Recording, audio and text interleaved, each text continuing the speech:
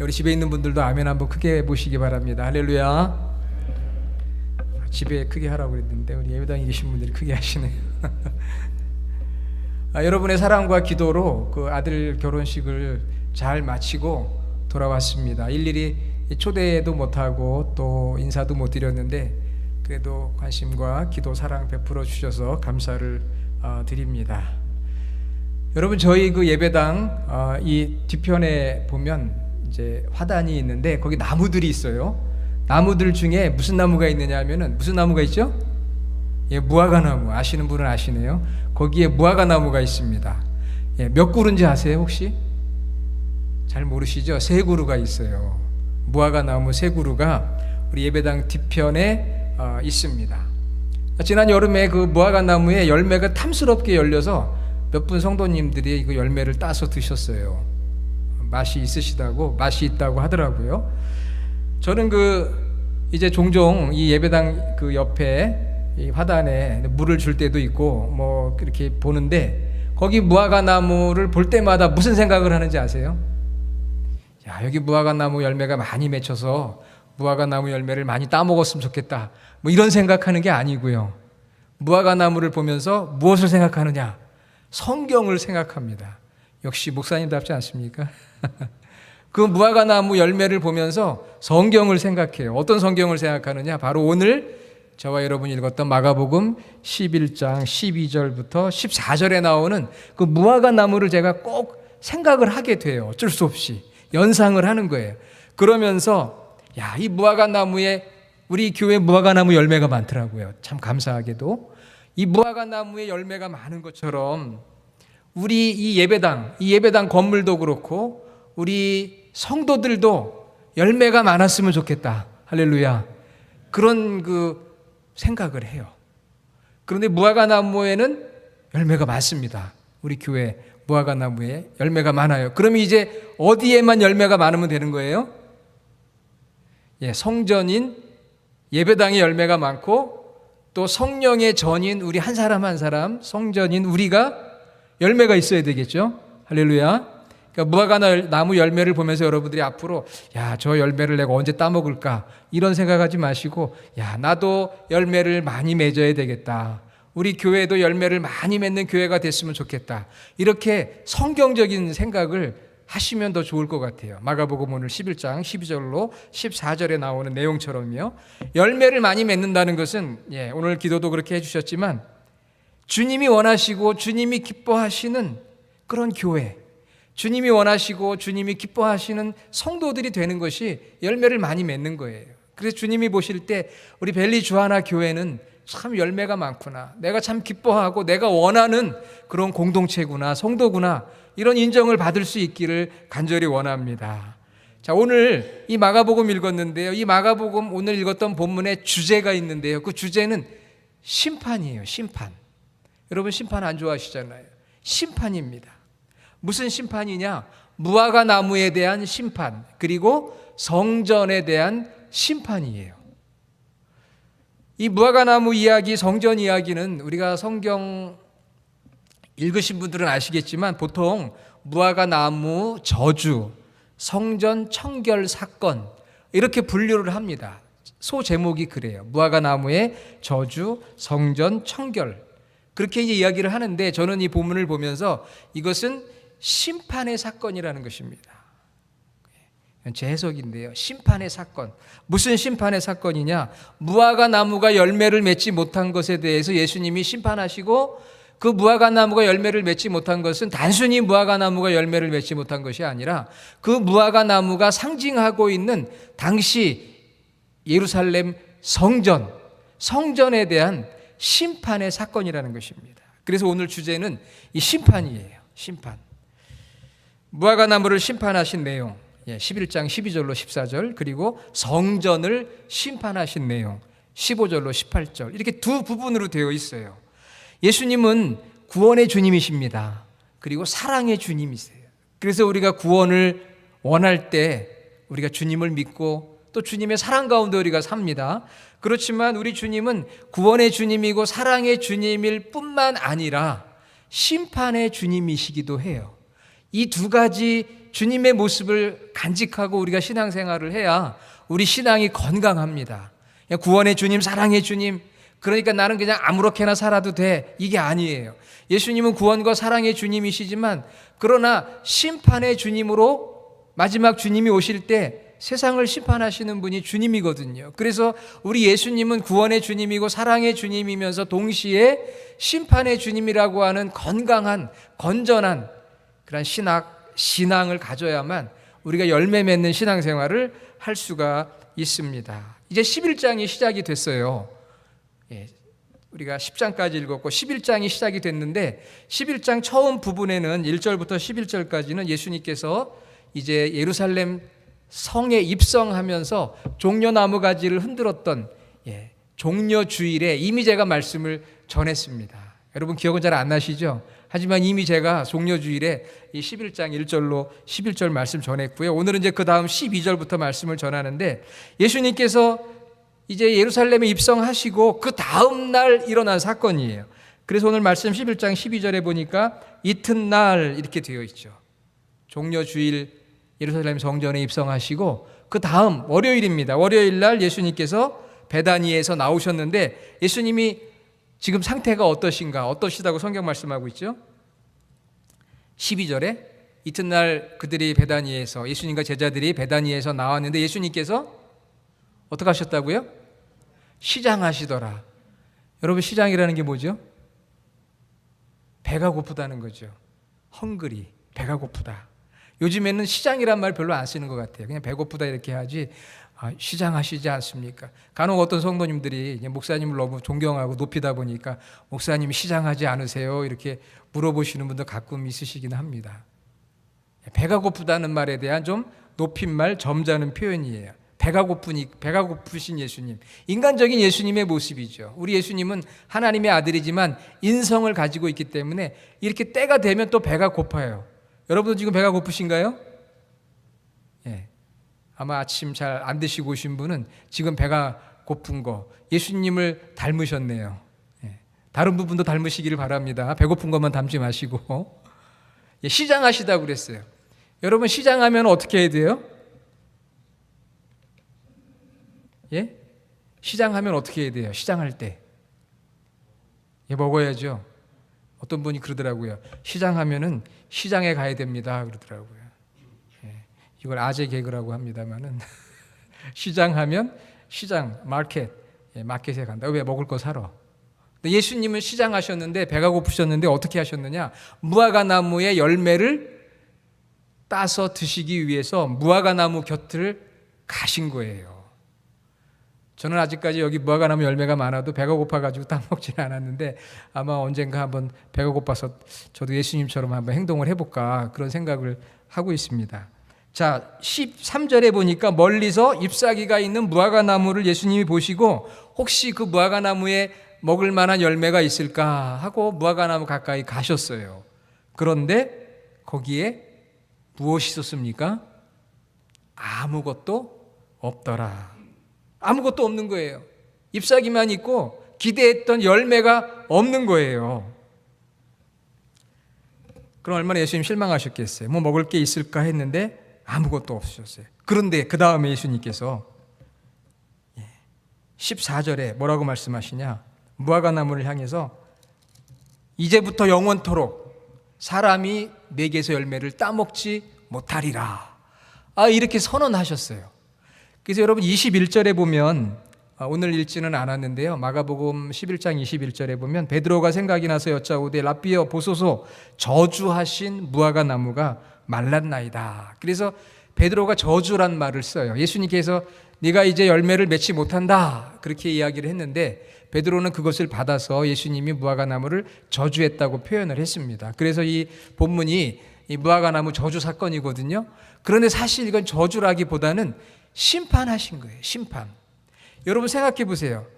아니 무화과 나무에 열매가 없습니다. 그리고 오늘 마가복음 저자는 13절 하반절에 이렇게 얘기하고 있어요. 무화과의 때가 아님이라. 무화과의 때가 아니다. 영어 성경에 보니까 It was not the season for figs. 무화과 나무의 때가 아니라는 거예요. 한국말로 하면 무화과 나무의 열매가 맺혀질 철, 계절이 아니라는 거예요. 이상하지 않습니까? 열매가 맺어야 될 철도 아닌데 왜 예수님이 열매가 없다고 심판을 하셨을까? 남들이 볼 때는 저주하는 듯한 그런 말씀을 하셨을까? 예수님이 너무 조급하셨던 거 아닌가? 성급하셨던 거 아닌가? 그래서 어떤 유명한 분도요, 성경을 읽다가 이런 예수님의 모습을 보면서, 야, 예수님은 정말 말도 안 돼. 어떻게 무화과나무가 열매를 맺을 철도 아닌데 안 맺었다고 이 무화과나무를 갖다가 그렇게 혹독하게 심판을 하고 결국은 무화과나무가 말라 비틀어져 죽는 사건이 있었을까? 나 이런 예수님이라면은, 이렇게 상식적이지도 않고 이성적이지도 않은 예수님이라면 나 믿고 싶지도 않아. 그런 사람이 진짜 있었어요. 유명한 사람 중에. 여러분 어떻습니까? 오늘 분명히 말씀하고 있잖아요. 무화과의 때가 아니다. 아니, 무화과의 때가 맺혀질 철이 아닌데, 시즌이 아니면 당연히 열매가 없는 거죠. 그런데 예수님이 왜 이 무화과 나무를 저주했을까요? 열매가 없다고. 참 어려운 문제죠.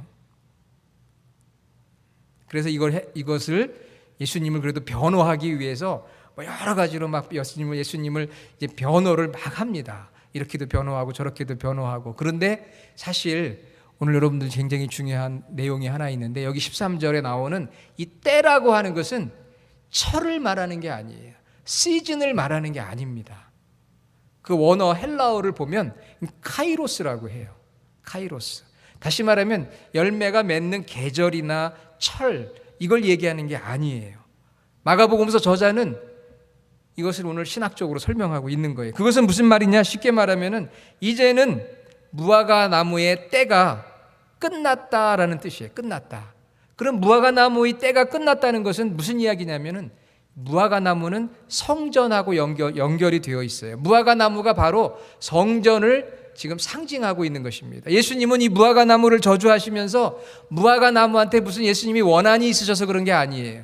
바로 그 다음 본문에 나오는 성전이 성전의 열매를 맺고 있지 못하기 때문에 이 성전을 예수님께서 지금 청결하게 심판하실 것이고, 더 나아가서 결국 열매를 맺지 못하면 이 성전도 결국 파괴될 것이라고 하는 것, 말라 비틀어져 없어져 버릴 것이라는 것을 예수님께서 말씀하고 계신 거예요.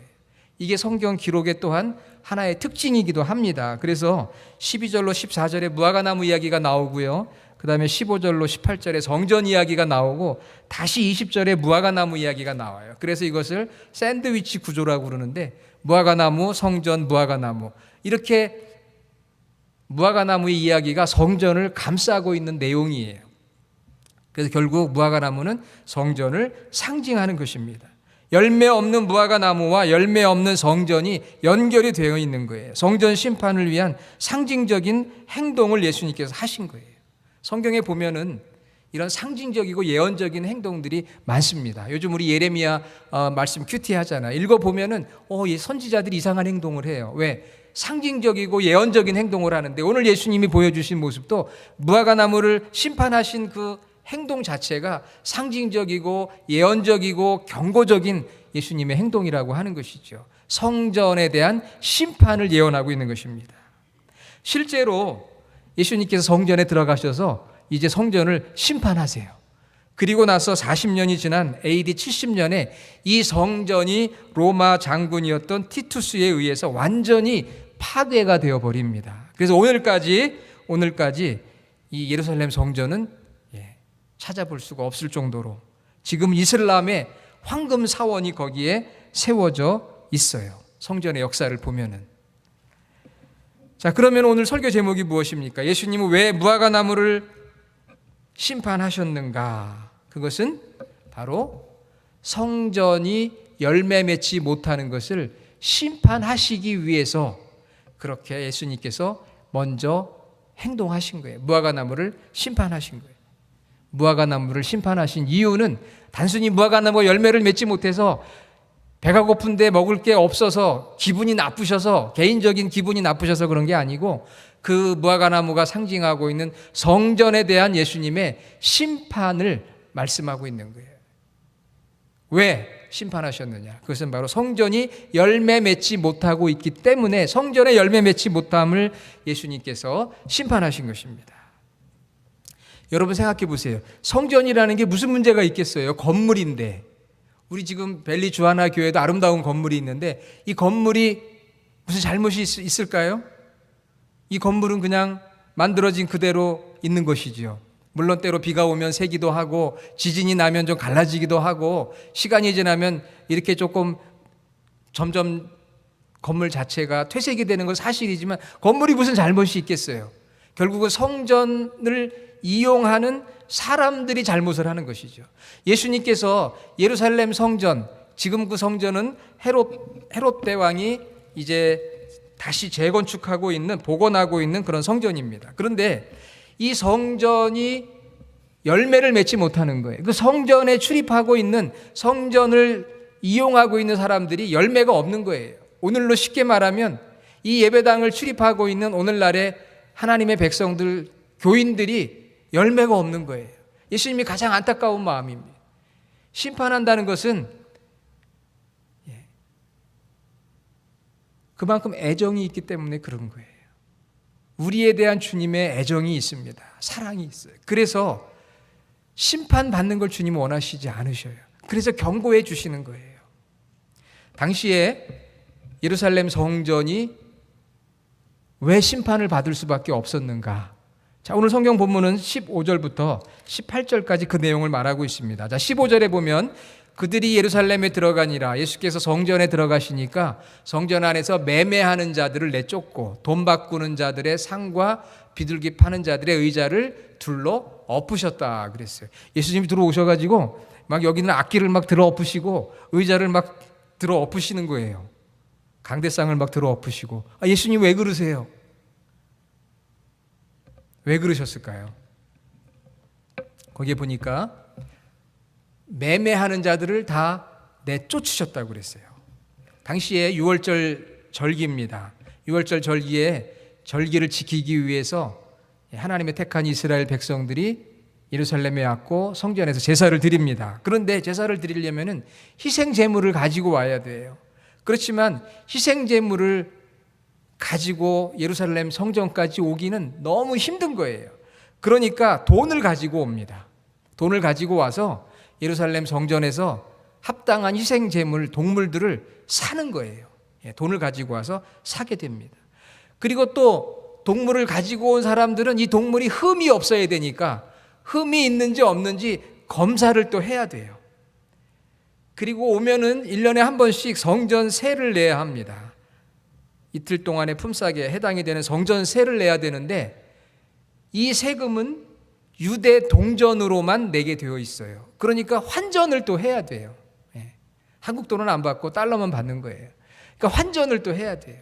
또 이 희생제물을 돈을 주고 사야 되고 그 다음에는 검사를 받아야 되고 환전을 하면은 거기에 뭐가 따르느냐? 수수료가 따릅니다. 환전 수수료라는 게 어디나 다 있게 마련이거든요. 그러니까 성전 안에 와보니까 사람들이 막 매매를 하는 거예요. 왜? 제사를 드려야 되니까 뭐 매매를 하고요. 그 다음에 그 동물들을 데리고 온 사람은 검사를 해야죠. 또 세금을 내야 되니까 환전을 해야죠. 그러니까 예루살렘 성전 안에서 뭐 사람들이 바삐 움직이면서 요란한 거예요. 막 동물들이 와서 배설물도 나오고 돈을 바꿔야 되니까 뭐 싸게 해달라 비싸게 해달라 요란한 거죠. 예수님이 그런 모습을 보면서 다 뒤집어 엎으신 거예요. 뭐 하는 거냐 이거죠, 성전이. 그리고는 16절에 보니까 아무나 물건을 가지고 성전 안으로 지나다님을 허락하지 아니했다.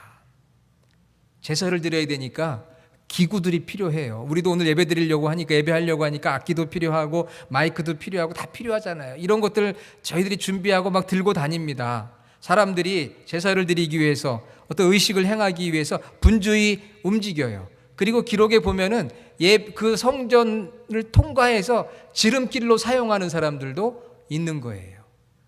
예를 들면은 여기 템파길을 가던 어떤 사람이 요 뒷길로 가려고 사실은 저기로 돌아야 되거든요. 여기로 가면 빠르잖아요. 그러니까 지름길로 이 뜰을 이용을 하는 거죠, 당시에. 그래서 사람들이 왔다 갔다 하는 거예요. 물건을 들고 분주하게 막 움직입니다. 종교적으로, 세속적으로 시끄럽고 복잡하게 그렇게 움직여요. 그 모습을 보면서 예수님께서 17절에 너희가 강도의 소굴을 만들었다. 거기서 장사를 하고 환전을 하려고 하면은 당시 종교 지도자들과 결탁하지 않으면 어려워요. 왜? 그걸 하면서 돈을 많이 벌게 되잖아요. 그러니까 돈을 많이 벌게 되니까 또 윗사람들에게 돈도 갖다 줘야 되고 성직자들에게 바치는 그런 일들이 있습니다. 그러니까 그 안에서 보이지 않는 여러 가지 부정부패들도 많은 거예요.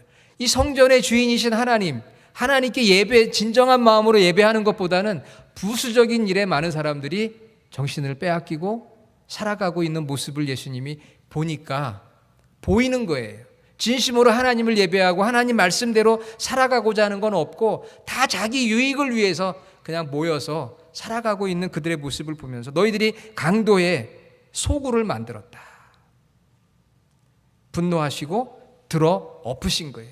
청결하게 하는 사건을 뛰어넘어서 심판하시는 예수님의 모습인 거죠. 하나님을 향한 마음은 멀어지고 욕심만 채워가는 부패한 종교 지도자들과 백성들의 불신앙의 죄악을 심판하시는 예수님의 그 모습이 바로 오늘 성경에 나오고 있습니다.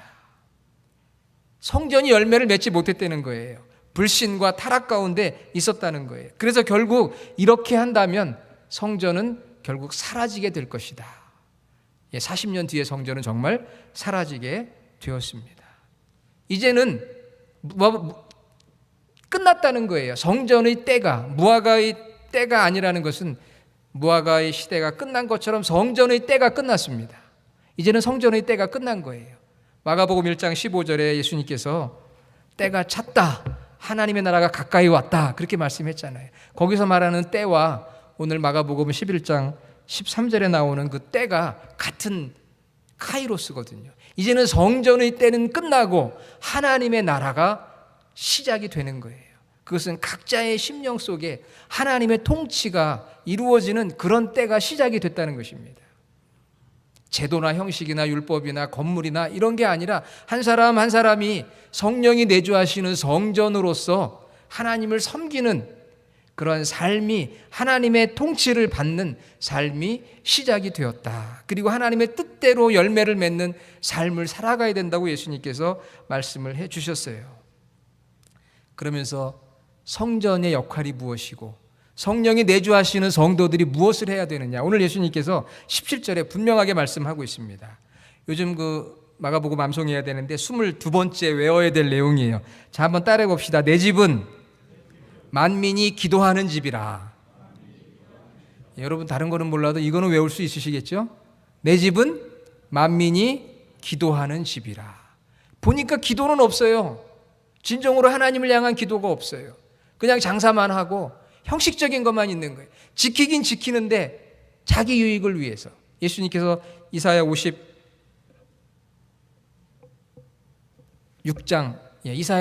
7절의 구약의 말씀을 인용하면서 내 집은 만민이 기도하는 집이다. 여러분의 벨리 주하나 교회의 멋있는 예배당 왜 하나님께서 허락해 주셨을까요? 이 아름다운 예배당을 하나님께서 왜 우리에게 주셨나요? 여기서 프리스쿨 하라고 주셨을까요? 아니면 여기서 뭐 다른 거 많이 하라고 주셨을까요? 아닙니다. 그건 부수적인 거예요. 이 예배당에서 하나님이 원하는 것은 바로 우리 한 사람 한 사람이 함께 모여서 기도하라고, 하나님 앞에 예배하라고 주신 건물이거든요. 예배하라고, 예배자가 되라고 이곳에 와서 하나님 앞에 기도하라고, 만민이 기도하는 집, 만민이라고 했어요. 이것은 모든 민족을 말하지만 어느 누구도 한 사람 예외 없이 다 나와서 목사님만, 교회 지도자들만 말하는 게 아닙니다. 어린아이부터 장성한 노년에 이른 모든 성도들이, 그 교회에 속한 모든 성도들이 다 함께 나와서 기도하는 집이 되라고 이 건물을 주신 거예요. 우리만을 위해서 기도하라고 주신 건물이 아닙니다. 만민이 기도한다는 이 뜻은 만민이 다 나와서, 우리 모두가 다 나와서 기도하는 집이 될 뿐만 아니라 만민을 위하여 기도하는 집이 되라는 거예요. 그래서 이곳에 와서 이 벨리와 남가주와 미국과 한국과 아직도 구원받지 못한 열방의 수많은 영혼들을 위해서 간절히 하나님 앞에 기도하고 복음의 열정을 회복하고 돌아가서 복음 전파를 하라고, 이곳에서 훈련받고 교제하고 예배하고 봉사하고 우리 5대 사역이 나오잖아요. 예배와 교육과 교제와 섬김과 선교, 이런 역할을 잘 감당하라고 하나님께서 우리에게 이런 예배당도 허락해 주신 거예요. 할렐루야. 이거 분명히 우리가 잊지 말아야 돼요. 만일 우리가 그런 걸 감당하지 못하고 살아간다면 오늘 예수님께서 무화과나무를 심판하신 것처럼 너희 때는 끝났다. 요한계시록에 의하면 내가 촛대를 옮기겠다, 그런 뜻입니다. 그 사명을 감당하지 않는다면 너희들이 다 모여서 함께 기도하고 열방을 위해 기도하고 복음 전파의 열정을 회복하지 않는다면 너희 때는 끝났다. 끝났다는 얘기예요. 끝이다. 그게 주님이 우리에게 경고하시는, 우리 교회만이 아니라 오늘 모든 교회에 경고하시는 말씀인 것이죠. 그래서 우리는 예배당 옆에 무화과나무 열매를 보면서 야, 열매가 많으니까 너무 좋다, 거기서 끝나는 것이 아니라 그걸 보면서 마가복음 오늘 11장을 보면서 그러면 우리 교회, 우리 벨리 주하나 교회 이 좋은 예배당을 어떻게 우리가 잘 유지하고 관리하면서 이곳에서 우리가 함께 모여서 사역을 감당할 수 있을까? 정말 하나님이 기뻐하시는 예배, 하나님이 기뻐하시는 교육이 이루어지고 사랑의 교제가 이루어지고 섬김이 이루어지고 어떻게 하면 열방을 섬길 수 있을까? 이러한 결단을 하고 성령의 도우심으로 충만해지는 그런 교회가 되어야 열매를 맺고 주님이 기뻐하시는 교회가 될 수 있다는 말씀입니다. 우리는 예배당을 유지하기 위해서, 온전한 성도를 세워가기 위해서 물질적인 헌신도 많이 해요. 재용자 노력도 합니다. 프리스쿨 개원 준비도 돕습니다. 그렇지만 주님이 정말 원하시는 것은 만민이 함께 모여서 만민을 위해 기도하며 훈련하는 그런 예배당, 그런 교회, 그런 성도가 되기를 주님은 간절히 원하시는 줄로 믿습니다. 지금 코로나로 인해서 우리 어려운 가운데 있어요. 어려운 가운데 있습니다. 여러분이 온라인으로 예배 드리는 것처럼 여러분 온라인으로 우리가 기도하자고 하면 기도해야 돼요.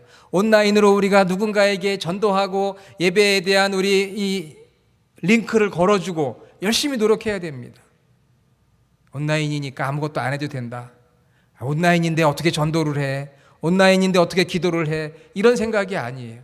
오히려 더 적극적으로 사람들에게 기도하자고 연락하고 링크를 보내주고 이번 주에 이런 기도 제목을 가지고 기도하자고 그렇게 노력을 하는 것이, 열매를 맺는 것이 주님이 원하시는 것이지, 아무것도 안 하고 있으면 주님이 네 때는 끝났다는 거예요. 내가 너희들에게 이렇게 열매 맺기를 원했는데 보니까 아무 열매가 없구나. 너는 이제 끝이다.